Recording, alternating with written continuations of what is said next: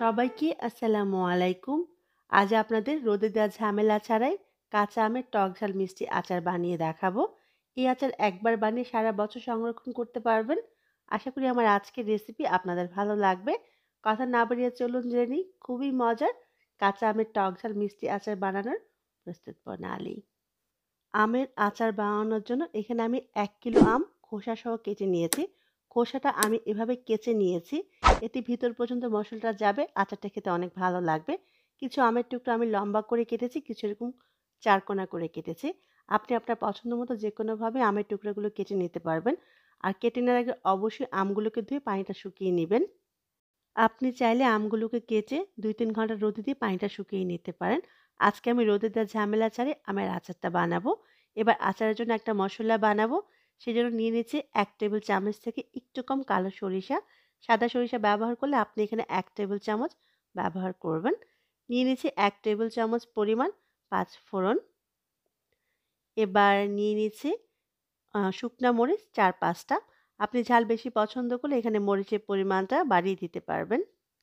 আমের টক ঝাল মিষ্টি আচার, তাই ঝালের পরিমাণটা একটু বেশি হলেই খেতে কিন্তু অনেক ভালো লাগবে। এখানে আমি বড় সাইজের ৩ কোয়া রসুন নিয়ে নিয়েছি। ছোট সাইজের রসুন হলে ৫-৬ কোয়া ব্যবহার করতে হবে। সামান্য একটু লবণ দিয়ে মশলাটা বেটে নিলে সরিষা আর তিতা লাগবে না। আজকের মশলাটা আমি ভিনেগারের সাহায্যে বেটে নিব। ভিনেগার বা সিরকা আপনি পাশে মুদির দোকান অথবা যেকোনো সুপার শপেই খোঁজ করলে পেয়ে যাবেন। ভিনেগারের সাহায্যে আমি মশলাটা বেটে নিব। এখানে কোনো ধরনের পানি ব্যবহার করব না। মশলাটা একেবারে মিহি করে বাটে নিয়ে একটু আধা ভাঙা করে বেটে নিয়েছি। আপনি আচারটা সারা বছর সংরক্ষণ করলে ভিনেগার ব্যবহার করবেন। আর সংরক্ষণ করতে না চাইলে ভিনেগার ব্যবহার করার কোনো প্রয়োজন নেই। আচার বানানোর জন্য একটা প্যানে নিয়ে নিচ্ছি ১ কাপ পরিমাণ সরিষার তেল। চেষ্টা করবেন আচারটা সরিষার তেলেই বানানোর জন্য, এতে আচারের পারফেক্ট টেস্ট পাওয়া যাবে। দিয়ে দিচ্ছি বেটে নেওয়া মশলাগুলো। তেলটা গরম হওয়ার আগেই আমি মশলাটা দিয়ে দিচ্ছি। আচারের এই মশলাটা চুলার আঁচ বাড়িয়ে অনেক সময় নিয়ে যদি রান্না করেন তাহলে আচারটা তিতা হয়ে যেতে পারে। চুলার আঁচটা মাঝারি রেখে আমি মশলাটাকে রান্না করে নিব মিনিট খানেকের মতো। ফিরে এলাম মিনিট খানেক পরে। আবারও বলছি এই মশলাটা অনেক সময় নিয়ে রান্না করা যাবে না। এই পর্যায়ে আমি কেটে রাখা আমের টুকরোগুলো দিয়ে দিব। এবার আমের টুকরোগুলোকে মশলার সাথে খুব ভালো করে নেড়ে মিশিয়ে নিব।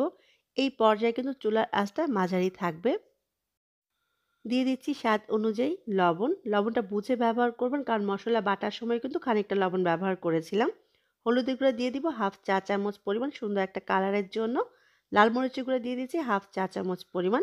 লাল মরিচের গুঁড়াটা একেবারে অপশনাল। আপনি ঝাল বেশি পছন্দ করলে মরিচের পরিমাণটা বাড়িয়ে দিবেন। আর মরিচের গুঁড়াটা দেওয়ার জন্য সুন্দর একটা কালার আসবে আচারের মাঝে। আমি প্রায় ৫ মিনিটের মতো আচারটাকে রান্না করে নিয়েছি। এই পর্যায়ে দিয়ে দিব হাফ কাপ পরিমাণ চিনি। আপনি যদি টক আচার পছন্দ করেন তাহলে চিনিটা বাদ দিতে পারেন। আর মিষ্টি বেশি পছন্দ করলে চিনির পরিমাণ আরেকটু বাড়িয়ে ব্যবহার করবেন। আবার চিনির পরিবর্তে আপনি এখানে গুড় দিয়েও আচারটা বানাতে পারবেন। এবার চিনিটা গলে অনেকখানি পানি বের হবে। এই পানিটা শুকিয়ে যাওয়া পর্যন্ত আমি আচারটাকে রান্না করে নিব। আচারটা রান্নার সময় একবারের জন্য ঢেকে দিবেন না। কারণ ঢাকনা ঘামিয়ে যে পানিটা পড়বে এতেও কিন্তু আচারটা সংরক্ষণ করা যাবে না। আচারটা সারা বছরের জন্য সংরক্ষণ করতে চাইলে এখানে কোনো ধরনের পানি ব্যবহার করা যাবে না। আমি আচারটাকে প্রায় ৫ মিনিটের মতো রান্না করে নিব। এই পর্যায়ে দিয়ে দিব ২ টেবিল চামচ পরিমাণ ভিনেগার। ভিনেগারটা ব্যবহার করার জন্য আচারটা সারা বছর ভালো থাকবে। আপনি যদি সংরক্ষণ করতে না চান সেক্ষেত্রে ভিনেগারটা না দিলেও হবে। দিয়ে দিচ্ছি হাফ চা চামচ পরিমাণ চিলি ফ্লেক্স। ঝাল বেশি পছন্দ করলে মরিচটা বাড়িয়ে দিতে পারবেন। এবার আমি একটু চেক করে নিব আমটা সেদ্ধ হয়েছে কিনা। দেখুন, যদি সেদ্ধ না হয় তাহলে আরও ২-৩ মিনিট রান্না করে নেবেন। আমটা আমার সেদ্ধ হয়ে গেছে, মানে আচারটা আমার রেডি হয়ে গেছে।